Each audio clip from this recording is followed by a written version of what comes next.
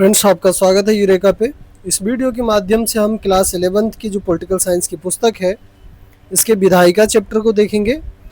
दोस्तों, जैसे कि बिहार में भी जो टीचिंग के एग्ज़ाम होते थे टीयर 4 में, अब प्री और मेंस 2 एग्ज़ाम होंगे, तो इसके लिए ज़रूरी है कि आपके पास में NCERT बेस्ड नॉलेज हो, आपका जो बेसिक हो वो क्लियर हो, ताकि आप एग्ज़ाम में अगर ऑब्जेक्टिव सॉल्व करते हैं तो सब्जेक्टिव भी आप लिख पाएँ एग्ज़ाम में। तो इन सभी चीज़ों को देखते हुए इस वीडियो को हमने बहुत ही महत्वपूर्ण नोट्स के साथ में आप सभी के सामने लाया है, तो कृपया वीडियो के लास्ट तक बने रहें। इस वीडियो के माध्यम से हम विधायिका की परिभाषा को और साथ ही साथ हमें संसद की क्या आवश्यकता है और संसद की जो 2 सदन है देश में, ये क्यों है इस प्रकार के प्रावधान, इन चीज़ों के बारे में हम इस वीडियो के माध्यम से देखेंगे। तो दोस्तों, विधायिका की परिभाषा की अगर हम बात करें तो सर्वप्रथम मैं आपको बता दूं, जैसे कि पहले के वीडियो में भी हमने चर्चा किया कि सरकार के प्रमुख 3 अंग होते हैं, विधायिका, कार्यपालिका और न्यायपालिका। ये किसी भी देश में जो है ये 3 ऐसे स्तंभ है जिसके आधार पे कोई भी देश सुचारू रूप से चलाया जाता है। तो दोस्तों, विधायिका, कार्यपालिका और न्यायपालिका, इन सब के अपने अलग अलग कार्य भी होते हैं। तो कार्यपालिका वाले चैप्टर में हमने देखा था कि जो चैप्टर 4 था और ये चैप्टर 5 है लेजिस्लेटिव वाले, तो कार्यपालिका वाले चैप्टर में हमने ये देखा था उनका जो कार्य है कि वो कानून को लागू करते हैं, विधि को लागू करते हैं, उसका क्रियान्वयन करते हैं। उसी प्रकार से जो विधायिका है, इनका जो महत्वपूर्ण कार्य है विधि निर्माण करना, और न्यायपालिका क्या कार्य करती है तो उसका संरक्षण प्रदान करती है। तो दोस्तों, सरकार के तीनों अंगों में विधायिका जो है सबसे महत्वपूर्ण और बुनियादी अंग है।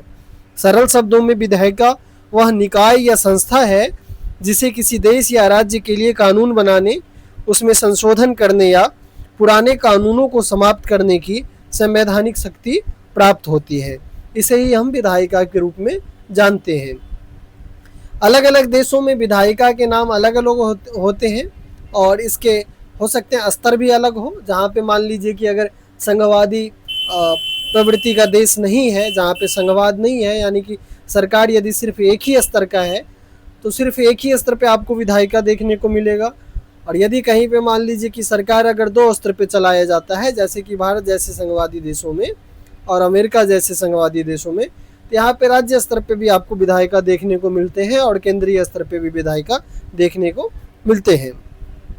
विधायिका केवल कानून बनाने वाली मशीन की तरह नहीं है, यह जनता का प्रतिनिधित्व करने वाला सर्वोच्च मंच भी होता है, जहां पूरे देश के प्रतिनिधि बैठ करके नीतियों, वित्तीय बजट, जन समस्याओं और अंतर्राष्ट्रीय मामलों पर बहस करते हैं। लोकतांत्रिक शासन व्यवस्था में विधायिका को जनता की इच्छा का प्रतीक माना जाता है, क्योंकि दोस्तों विधायिका में जो प्रतिनिधि होते हैं वो जनता के प्रतिनिधि होते हैं, यानी जनता चुनाव के माध्यम से उन्हें चुन करके विधायिका में भेजते हैं, जो कि उनके लिए विधि बनाने का कार्य करते हैं। और साथ ही साथ विधायिका में इन प्रतिनिधियों के द्वारा जो है देश विदेश के व्यापक जो महत्वपूर्ण मुद्दे हैं इसके ऊपर में चर्चा भी किया जाता है। विधायिका के अगर मुख्य प्रशासनिक नाम को हम देखें तो भारत जैसे देशों में इसे संसद कहा जाता है। भारत, ब्रिटेन, कनाडा आदि देशों में केंद्रीय विधायिका को संसद कहा जाता है, पार्लियामेंट कहा जाता है। और USA में देखें तो इसे कांग्रेस के नाम से जाना जाता है, जो USA का जो सदन है उसे कांग्रेस के नाम से जानते हैं। और जो विधानसभा और विधानमंडल की अगर हम बात करें तो भारत में राज्य स्तर पर कानून बनाने वाली जो संस्था है इसको विधानमंडल कहा जाता है, स्टेट लेजिस्लेटर कहा जाता है। और जो केंद्रीय संसद है इसे सेंट्रल लेजिस्लेटर के रूप में जाना जाता है। क्योंकि दोस्तों आपने यहाँ पे मान लीजिए भारत में जो संघवाद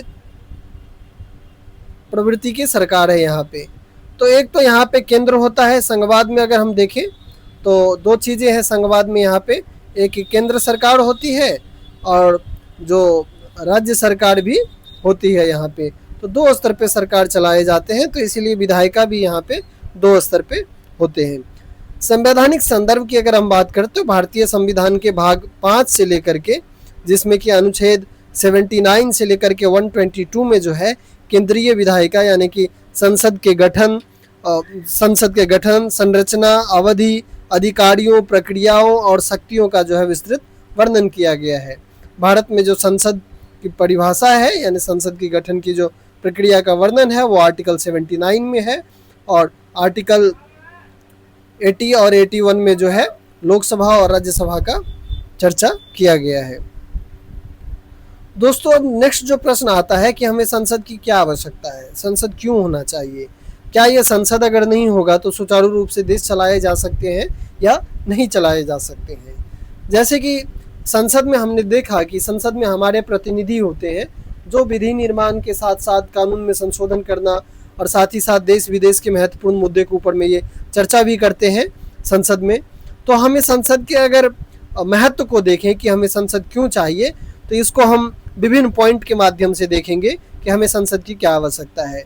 आमतौर पर लोग समझते हैं कि संसद का काम केवल कानून बनाना है, लेकिन कानून बनाना संसद के अनेक कार्यों में से केवल एक कार्य है। एक जीवंत लोकतंत्र में संसद की आवश्यकता जो है निम्नलिखित अपरिहार्य कारणों से होती है। दोस्तों, ये बहुत ही महत्वपूर्ण प्रश्न है, और आपके स्कूल के एग्जाम हो या फिर आप किसी नौकरी के लिए अगर आप एग्जाम दे रहे हैं, गवर्नमेंट एग्जाम, तो वहाँ पे ये प्रश्न बनाए जा सकते हैं। जहाँ पे प्री और मेंस दोनों ही होता होगा तो वहाँ पे सब्जेक्टिव में ये प्रश्न पूछे जा सकते हैं आपसे। तो संसद की क्या आवश्यकता है, why do we need a parliament. तो दोस्तों, सबसे पहले तो यह है कि कानून निर्माण का सर्वोच्च माध्यम होता है पार्लियामेंट। किसी भी आधुनिक समाज को सुचारू रूप से चलाने के लिए नियमों और कानूनों की आवश्यकता होती है, और संसद जो है विभिन्न बिल्स को पास करते हैं, विधेयकों, एक्ट को पास करके बिल का निर्माण करते हैं, और व्यापक विचार विमर्श होता है। बहस और मतदान के माध्यम से देश के लिए न्याय संगत जो है कानून तैयार किया जाता है।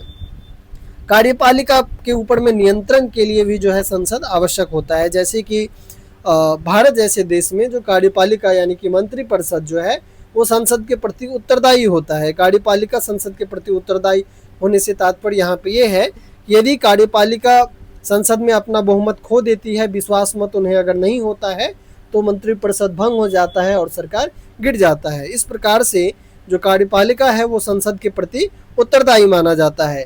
संसदीय लोकतंत्र में कार्यपालिका अपने हर कार्य और निर्णय के लिए संसद के प्रति उत्तरदायी होती है।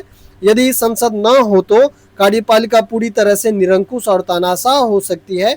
संसद निम्नलिखित तरीकों से सरकार पर नियंत्रण रखती है, जैसे कि संसद के सदस्यों के द्वारा, जनता के प्रतिनिधियों के द्वारा जो है प्रश्नकाल और शून्यकाल के समय में मंत्रियों से जो है तीखे सवाल पूछकर उनके विभाग की कमियों को उजागर करते हैं। इसके बाद में अविश्वास प्रस्ताव, जिसे नो कॉन्फिडेंस मोशन भी कहते हैं, यदि सरकार लोकसभा में अपना विश्वास मत खो देती है तो संसद उसे अविश्वास प्रस्ताव पारित कर पद से हटा सकती है। यानी कि संसद में अगर अविश्वास प्रस्ताव लाया जाता है, वो अगर पारित हो जाता है तो ऐसा माना जाता है कि सरकार ने बहुमत खो दिया है और सरकार गिर जाती है, जिस किसी भी पार्टी की सरकार हो। इसके बाद में देश के धन पर नियंत्रण के लिए, वित्त पर नियंत्रण के लिए भी संसद होना आवश्यक है। जनता से टैक्स के रूप में वसूला गया पैसा कहाँ और कैसे खर्च होगा, इसका पूरा हिसाब संसद रखती है। सरकार संसद की अनुमति बिना एक भी रुपया न तो टैक्स के रूप में वसूल सकती है और न ही खर्च कर सकती है। संसद की वित्तीय समितियां जैसे कि लोक लेखा समिति संसद के धन के दुरुपयोग को रोकती है। यानी कि दोस्तों, जो बजट पारित किया जाता है, पेश किया जाता है, जिसमें कि देश के एक साल के अंदर जितने भी वित्तीय खर्च हुए होते हैं सबका लेखा जोखा उसमें शामिल रहता है, ये सभी संसद के माध्यम से ही होता है।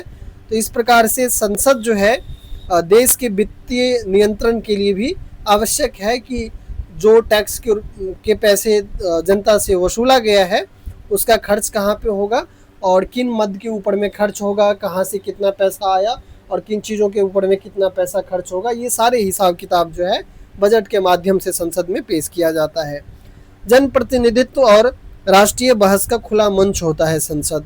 संसद पूरे देश का लघु रूप होती है। यहाँ विभिन्न जातियाँ, धर्म, क्षेत्र और विचारधाराओं के प्रतिनिधि बैठते हैं। यह देश का सबसे बड़ा लोकतांत्रिक मंच है।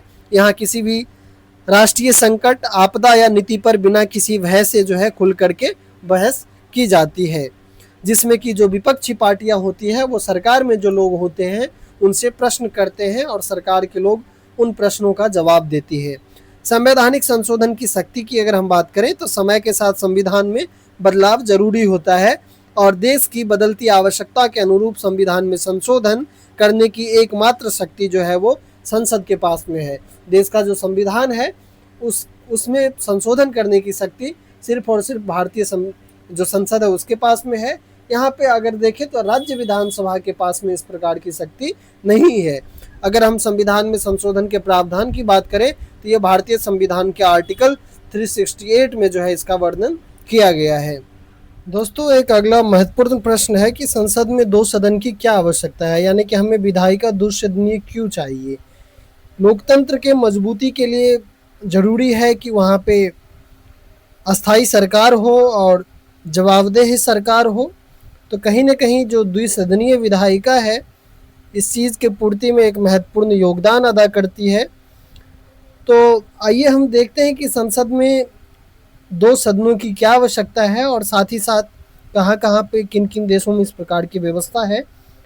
भारतीय संविधान ने केंद्रीय स्तर पर द्विसदनात्मक विधायिका की व्यवस्था की है। इसका अर्थ है कि हमारी संसद के 2 सदन हैं, लोकसभा जिसे कि हाउस ऑफ पीपुल्स और राज्यसभा काउंसिल ऑफ स्टेट्स, यानी राज्यसभा एक प्रकार से सभी राज्यों का प्रतिनिधित्व करती है केंद्र में। विश्व के बड़े और विविधतापूर्ण देश में 2 सदनों की आवश्यकता जो है निम्नलिखित कारणों से होती है। पहला तो ये कि विविधता का प्रतिनिधित्व और संघात्मक ढांचा। भारत राज्यों का एक संघ है। द्विसदनात्मक व्यवस्था के कारण संसद में दोनों पक्षों को स्थान मिलता है। लोकसभा या एक प्रत्यक्ष रूप से चुने देश की जनता का प्रतिनिधित्व करती है। लोकसभा के जितने भी सदस्य होते हैं ये सभी सदस्य जो है लोगों के द्वारा चुनाव के माध्यम से चुने जाते हैं। और वहीं अगर राज्यसभा की बात करें तो यह देश के राज्यों और केंद्र शासित प्रदेशों का प्रतिनिधित्व करती है। इसमें केंद्र सरकार में राज्यों की आवाज़ को मजबूती मिलती है और संघात्मक ढांचा सुरक्षित रहता है। राज्यसभा के जो सदस्य हैं इनका जो चुनाव है ये जनता के द्वारा प्रत्यक्ष रूप से नहीं किया जाता है। यह चुनाव जनता अपने राज्य विधानसभा के जो सदस्य निर्वाचित किए होते हैं उन राज्य विधानसभा के सदस्यों के द्वारा ही राज्यसभा के सदस्यों का चुनाव होता है। और जिस प्रणाली के अनुसार चुनाव होता है इसे समानुपातिक प्रतिनिधित्व प्रणाली के रूप में जाना जाता है। वहीं अगर लोकसभा के सदस्य के चुनाव की बात करें तो ये first past the post system के अनुसार जो है लोकसभा के सदस्य का चुनाव होता है। दोस्तों, जब हम लोकसभा और राज्यसभा के बारे में इसी चैप्टर में पढ़ेंगे तो विस्तार से हम चर्चा करेंगे लोकसभा और राज्यसभा की विशेषताओं के बारे में। जो द्विसदनीय विधायिका की अगर हम आवश्यकता की बात कर रहे थे तो पहला हमने देख लिया कि इससे विविधता का प्रतिनिधित्व और संघात्मक ढांचा जो है ये मजबूत होता है। संघात्मक ढांचा से तात्पर्य है कि जहाँ पे सरकार 2 स्तर की हो या फिर 3 स्तर की हो, यानी कि एक ही स्तर पे सरकार ना हो। शक्ति का जो विभाजन है वो कई स्तरों पे देखने को मिलता है। और विविधता के प्रतिनिधित्व की बात करें तो जैसे कि हमने देखा कि जो लोकसभा है वहाँ पे जनता खुद ही अपना प्रतिनिधि चुनती है और राज्यसभा जो है जनता के द्वारा जो प्रतिनिधि चुने जाते हैं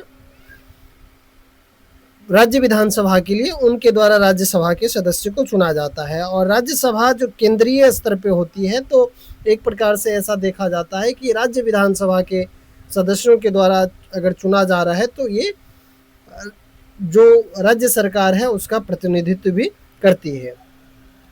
पुनर्विचार का अवसर भी अगर हम देखें तो कभी कभी लोकप्रिय भावनाओं या राजनीतिक दबाव में आकर जो लोकसभा है किसी कानून को जल्दबाजी में बिना सोचे समझे अगर पारित कर देते हैं तो ऐसी स्थिति में दूसरा सदन उस विधेयक पर अत्यंत गंभीर, शांत और बौद्धिक चर्चा करता है। यानी कि किसी भी एक्ट को पारित होने के लिए ज़रूरी है कि वो संसद के दोनों ही सदन में वो पेश किया जाता है। यानी कि अगर लोकसभा में रखते हैं तो वहाँ से पास होने के बाद राज्यसभा भेजा जाता है और राज्यसभा से पास होने के बाद में राष्ट्रपति के पास में जाता है, फिर जा कर के कोई एक्ट जो है फाइनल कानून के रूप में आ जाता है। एक सदन द्वारा लिए गए प्रत्येक निर्णय को दूसरे सदन में जांच के लिए एक प्रकार से भेजा जाता है। इसका अर्थ है कि प्रत्येक नीति और विधेयक पर 2 बार बहस होती है, जिससे त्रुटियों या गलत निर्णयों की संभावना जो है न्यूनतम हो जाती है। विशेषज्ञों और बुद्धिजीवियों के समावेशन की बात करें तो कई बार देश के प्रतिष्ठित वैज्ञानिक, अर्थशास्त्री, कलाकार या बुद्धिजीवी प्रत्यक्ष राजनीतिक चुनाव की भागदौड़ में गुटबाजी में शामिल नहीं होना चाहते हैं। द्वितीय सदन यानी कि राज्यसभा के माध्यम से ऐसे विशेषज्ञों को मनोनीत करके, जैसे कि वर्तमान समय में राष्ट्रपति के द्वारा 12 सदस्य मनोनीत किए जाते हैं राज्यसभा में। तो इस प्रक्रिया के माध्यम से अप्रत्यक्ष चुनाव द्वारा संसद में उन्हें लाया जाता है ताकि देश को उनके अमूल्य अनुभवों का लाभ मिल सके। और कार्यभार के बंटवारे को भी महत्वपूर्ण माना जाता है। आधुनिक समय में लोक कल्याणकारी राज्य होने के कारण संसद का कार्य क्षेत्र अत्यंत व्यापक हो गया है। 2 सदन होने से गैर वित्तीय विधेयकों को किसी भी सदन में पहले पेश करके समय और श्रम का उचित प्रबंधन किया जाता है। राज्यों में स्थिति की अगर बात करें तो भारत के सभी राज्यों में 2 सदन नहीं है। वर्तमान में केवल 6 राज्य में ही, जिसमें कि यूपी, बिहार, महाराष्ट्र, कर्नाटक, आंध्र प्रदेश और तेलंगाना में द्विसदनात्मक व्यवस्था है। विधानसभा और विधान परिषद दोनों ही होता है। वहाँ पे विधानसभा के जो सदस्य हैं वो लोगों के द्वारा मतदान के माध्यम से चुने जाते हैं और विधान परिषद के सदस्य जो है वहाँ पे विधान लोगों के द्वारा प्रत्यक्ष रूप से नहीं चुने जाते हैं। जबकि शेष राज्यों में केवल एक ही सदन है, यानी कि सिर्फ वहाँ विधानसभा ही है। तो इस प्रकार से हमने देखा कि भारत में द्विसदनात्मक जो व्यवस्था है वो केंद्रीय स्तर पे है और साथ ही साथ कुछ राज्यों में भी इस प्रकार की व्यवस्था की गई है ताकि जो लोकतांत्रिक भावना है उसको मजबूती प्रदान किया जा सके। दोस्तों, हम इसके नेक्स्ट वीडियो में लोकसभा और राज्यसभा के बारे में विस्तृत चर्चा करेंगे। उम्मीद है कि आपको ये वीडियो पसंद आया होगा। आपको अगर ये वीडियो पसंद आया हो तो कृपया चैनल को सब्सक्राइब करें और अपने दोस्तों के साथ वीडियो ज़रूर भेजें। धन्यवाद।